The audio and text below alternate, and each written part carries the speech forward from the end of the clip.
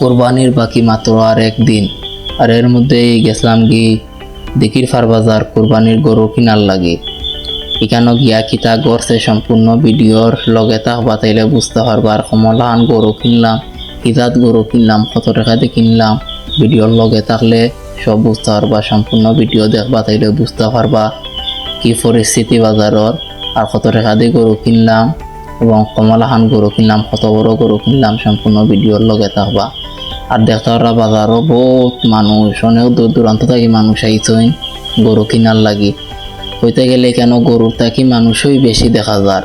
আমি এখানে ভাইয়া গরু দেখলাম, অনেক গরু দেখলাম এখানে ভাইয়া। আপনারাও দেখুক গরুগুলা সুন্দর নিয়ে জানাইবা আপনারা কমেন্ট বক্স। কিন্তু এখানের একটা গরু আমার পছন্দ লাগছে না, কারণ কেন সব গরুই বাজেটে হইলে সুন্দর হয় না, সুন্দর হইলে বাজেটে হয় না।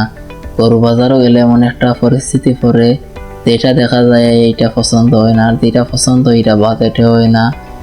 যা দেখতে দেখতে তা করে রাইত হয়ে গেছে। এখন রাইতো আমরা গরু দেখাতে আসি, দেখলাম আপনারাও দেখতে থাকা শেষ পর্যন্ত কিতাব হয়। আমরা গরু লইতাম পারিনি, গরু লইয়া বাড়ির যাইনি, শেষ পর্যন্ত আপনারা দেখুন।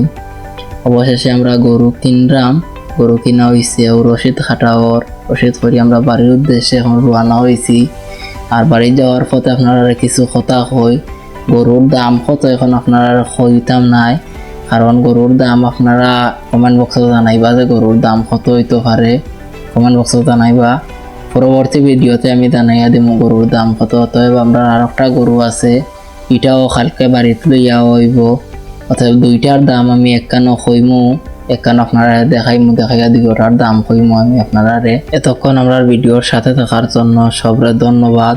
আর কালকের গরু আইলে কালকের গরুর নতুন ভিডিও হইবা। সব ভালো থাকবা, আল্লাহ হাফেজ।